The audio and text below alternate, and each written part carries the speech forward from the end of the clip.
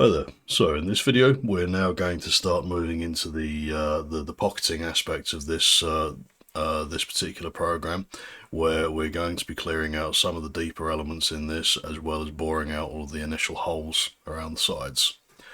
So we'll go back into the machining environment, and we're going to add a new setup stage, which we are going to call clearance for now. So. Right, and for the first part of this, I would like to be able to use a pocket to bore out all of these negative spaces here, just to get us to a good starting point. Now, obviously, one of these has got some very, very tight edges on it, which is a bit of a problem, so we're going to have to use a smaller tool for that. So I'm going to stagger the way that this is set up so that the very small parts are done in the process next to the small holes, and the larger parts are done initially. So we're going to add a 2D pocketing operation. We are going to change the tool now, so we're going to be using, say, a 16mm tool. Which again will be 60mm long, and we'll apply the changes and create a new tool, and we're going to pick the first parts that we want to pocket out. So that is going to be, and a bit of a trick when you're dealing with through holes like this is if you have stuff, especially with curved profiles like this, is if you select the bottom edge, it's a lot easier to be able to get an accurate selection of the hole. So we turn off machine visibility so we don't have to deal with the table anymore, and we select each of these holes from beneath. So add pockets and add pockets, and again. And again, and I think a 16mm tool will fit this one. Just double check that. And we also want to add a bottom level, which is going to be this base surface here. So select the surface and add bottom level, and you can see those ghostly green marks that were coming up before are now in line with the bottom of the actual hole.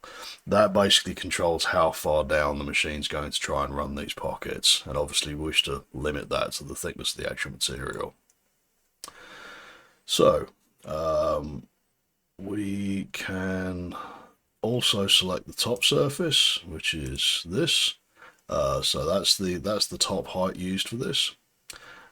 If we now go back to defining the 6th axis point, so that doesn't throw any problems at us, and we generate the operation, we've got a partial operation at best, but again, this is something the axis map will help us resolve, because we have the exact same issue that we're going to be seeing throughout.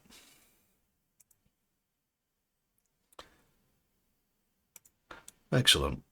So that's given us a very rough starting point for this, and obviously this is too small to accommodate a 16mm tool, because it's 15mm, because of course it is.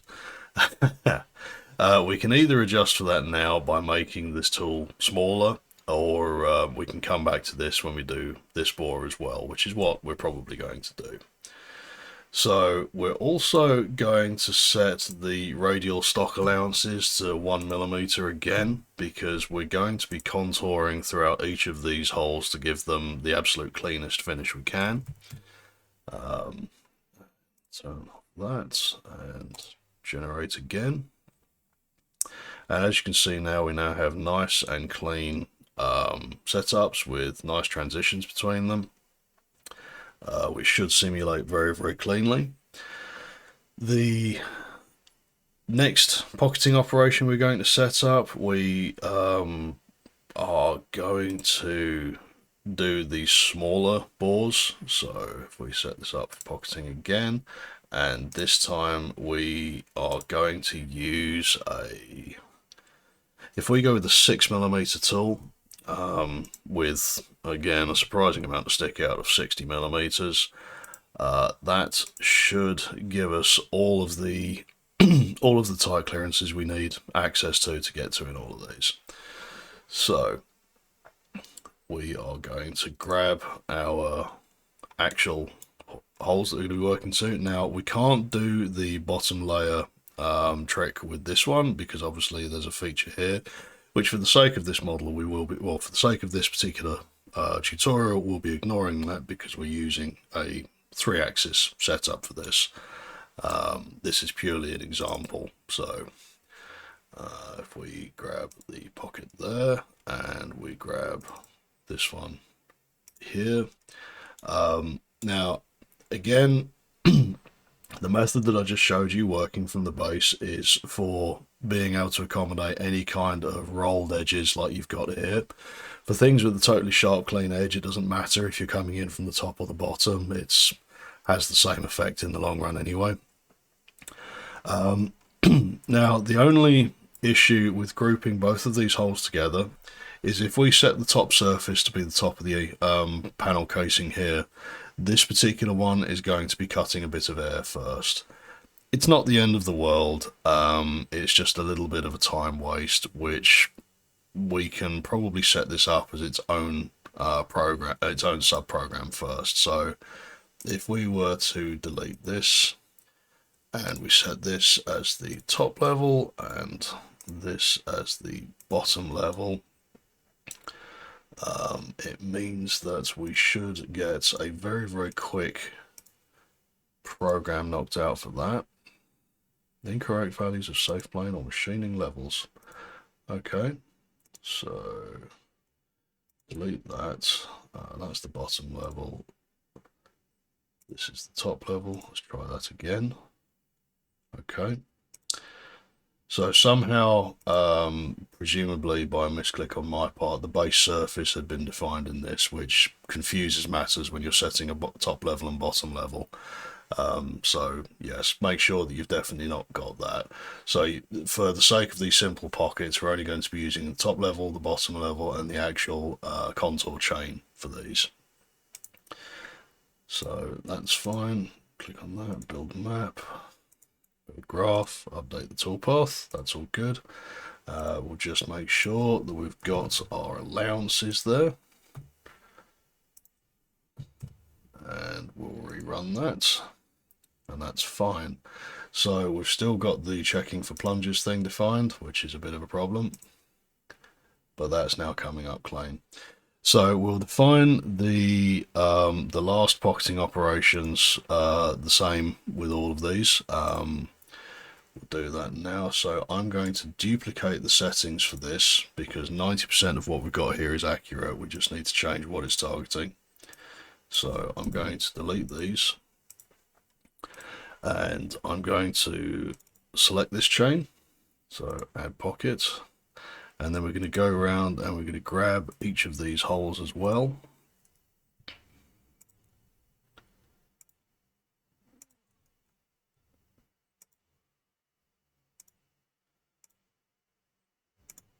And we're going to define these pockets to grab too. We're then going to set this as the top level, and we're going to set this as the bottom level. And we should get a fairly clean toolpath set up to start with. We'll just double check the axis map. I don't see any problems with this, but better to be safe than sorry. Especially given how much longer the toolpath is compared to the previous one.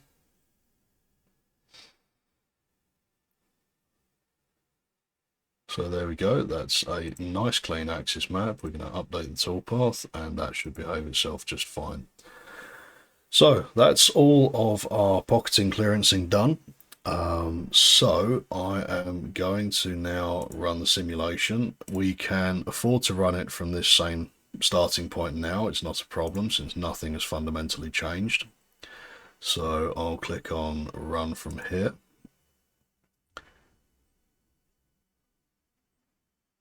And I can see where I've already made one mistake in this. I'm hoping that you've caught it as well. Because I defined the radial and axial clearances at 1 millimeter, it does mean that we have got 1 millimeter left at the bottom of each of these pockets, which is something that we want to eliminate. So we're going to go back to the machining now, and for each of these we're going to set the axial stock to 0. And again, that was an oversight, but a useful one to catch this early on. So we're going to go back and we're going to regenerate all of these toolpaths, and they should come up exactly the same as they were before because they're still using all of the same axial mapping information. Now we can reset the workpiece, go back to current operation. Now with solid workpieces like this, it does take a little bit longer to calculate, but it is significantly more accurate, as we will be capitalizing on later on. So if we now run, it's taking a moment to think about it. There we go. And we can see now that it's cut through. Not quite sure why it's left such a thin skin there, but that should be fine. Okay. So yeah, that's that good to go. So the next operations we're going to be looking at are going to be dealing with all of these flat surface areas, and also dealing with the rolled in curved surfaces as well. So we'll be covering that in the next video. I shall see you then.